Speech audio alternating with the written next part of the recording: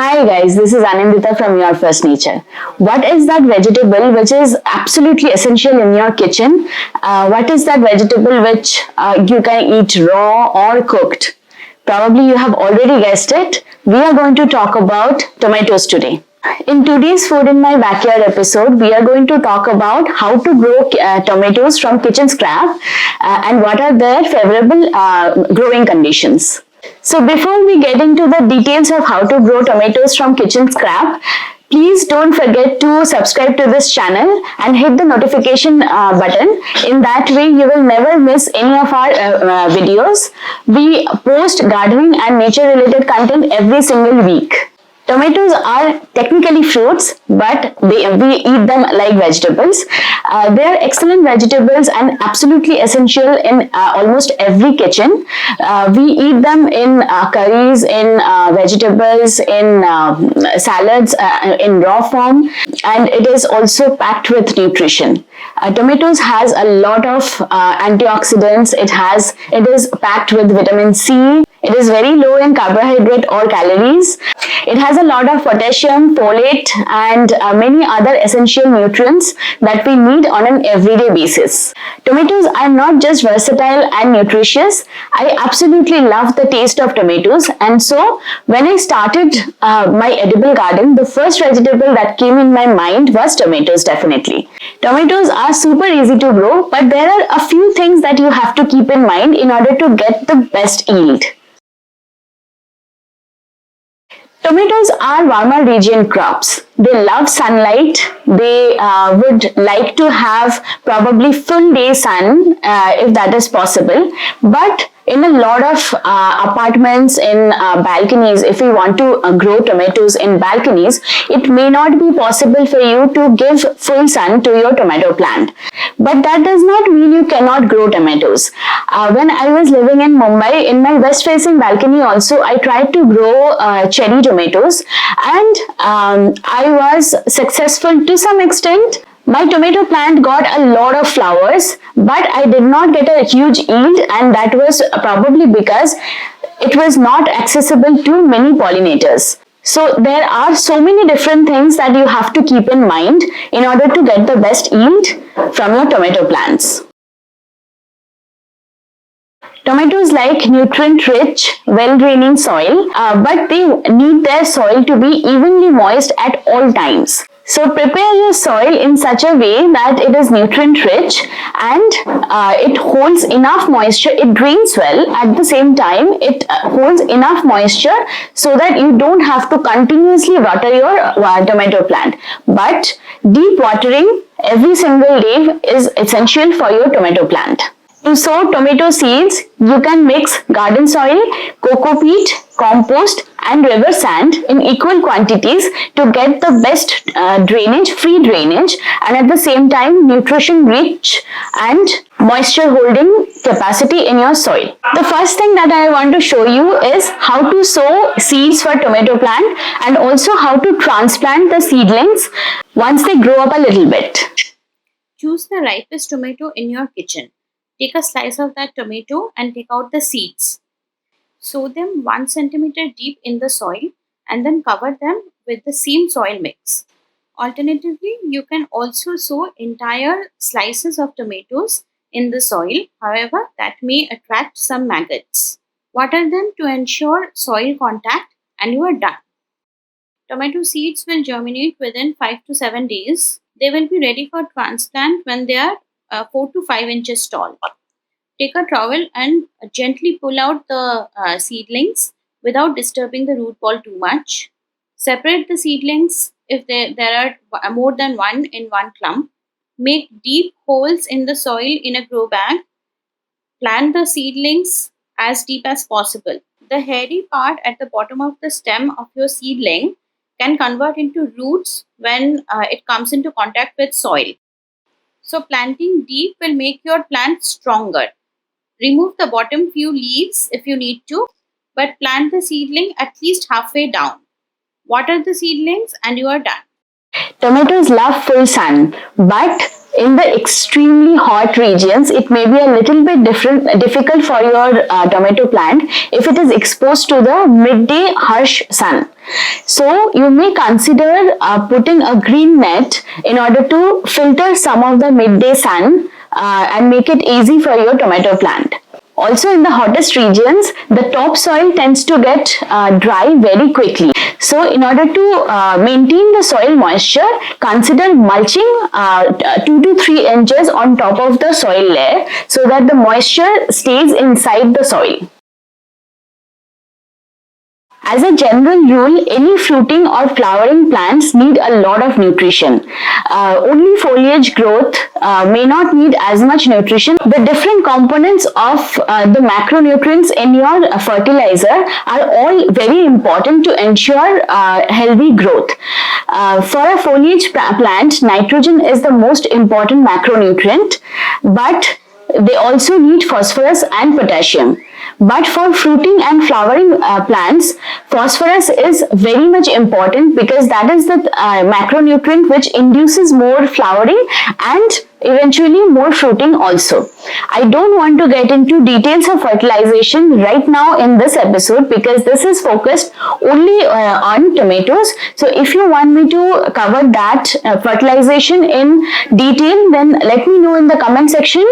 I will do a separate episode dedicated to only fertilizers. So even if you have mixed a lot of compost at the time of sowing your tomato seedling, but still definitely fertilize it once in a month or once in 15 days with a handful of compost. And also once it starts producing flowers, the plant will need more potassium. So at that point of time, you will need to supply more potassium to your plant so that it keeps producing more flowers and more fruits also. There are many potassium rich fertilizers available in the market. I use bone meal fertilizer. There are other fertilizers like rock phosphate, but it is a little bit slow release. So to supply the required phosphorus to your tomato plant as soon as possible, you can use bone meal, and there are other phosphorus rich fertilizers also available.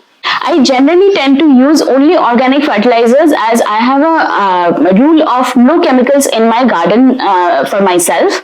In general, when you use organic fertilizers, they supply all the micronutrients and the trace element nutrition that your plant needs in adequate quantity. So you don't have to worry too much about all those nutritions. But you have to still be careful about the macronutrients because not all fertilizers can give the macronutrients in the required quantity to your plants. Once your tomato plant starts growing, you may consider putting a trellis or a tomato cage, which is very easily available in the market, or you can even DIY your tomato cage and put that around the plant so that the tomato plant gets enough support when it gets too big. Otherwise, there will be a chance that the stems can break in the middle. The next thing that I want to talk about is pruning. So any plant will have a finite amount of energy available to the plant. If the plant is putting all that energy in producing more and more foliage, then it will not be left with enough energy to produce more flowers and fruits. So for a lot of vegetables, you actually get better results if you prune the plant in the right way. In case of tomatoes, once they start growing, they will start growing in all directions and it will start producing foliage in all the sides, side branches and everything. But that will take too much energy from the plant. So what you will have to do is you will have to take off any branches which is not going to bear any fruit so that the plant can focus all its energy towards growing that 1 or 2 branches which is going to bear the fruit. So which branch is going to bear the fruit, that depends on what type of tomato you are growing. There are 2 types of tomatoes. One is determinate and the other one is indeterminate. And by looking at the growth structure of your tomato seedling, when they are about 1 foot or 1.5 feet tall, you can easily understand which type of tomato plant it is, and accordingly you can prune. In determinate tomatoes, you will have one main stem and there will be side branches coming out of that main stem. These side branches can have multiple leaves in them It's almost like a different tomato plant in itself. They will suck all the nutrition out of it but will not bear a lot of fruits. So you have to snip them off. I will give you a closer look here. This is the main stem that I'm talking about, and this is the side branch which is not adding a lot of value. So I'm snipping it off. In indeterminate tomatoes, it is very difficult to determine which is the main stem and which is not, because there will be two or more main branches. So in that case, what you have to do is you have to keep one or two main branches and remove the others. By the way, see, my tomato plant is flowering. The next thing that you have to keep in mind is pollination. If the pollination does not happen, then even if your tomato plant is producing a lot of flowers, the flowers will drop and it will not bear any fruit. The flowers will not convert into fruit. Now, tomato plants are called to be self-pollinating. That means a tomato plant has both a male and a female part. So it does not really need a lot of outside help in order to get pollinated. Strong wind can also dislodge the pollen and it can make the pollination happen. But still, getting help from the natural pollinators, that is the best way to ensure that all of your tomato flowers are converting into fruits. To do that, you can plant some flowering plants around your tomato plant. There are many flowering plants which are pollinator attractors, which are rich in nectar. So those pollinators are naturally attracted to those flowers. If those flowering plants are planted around your tomato plant, then the pollinators will come to those flowering plants, and at the same time, they will also pollinate your tomato plant. In case you are growing tomato in a very small space, very small balcony, and you don't really have that much space for a flowering plant, and also flowering plant actually needs a lot of sunlight. So the flowering plants will not flower unless your growing space is getting minimum 2 to 4 hours of sunlight. So in case you cannot get that outside pollination done, you can also hand pollinate your tomato flowers. It needs a lot of effort, definitely a little more effort than the natural pollination way. If you want me to explain how to hand pollinate your tomato plant, please let me know in the comment section down below so that I can do a separate episode on that. The next thing that you have to consider is pests. Tomatoes are susceptible to the regular pests like mealybugs, aphids, or thrips. And when it comes to pests, I always believe that prevention is better than cure. So it is always a better idea to keep spraying your plant with neem oil solution every 15 days. So I prefer to spray my plants with neem oil solution every 15 days as a preventive measure so that the pest attack can be minimized as much as possible.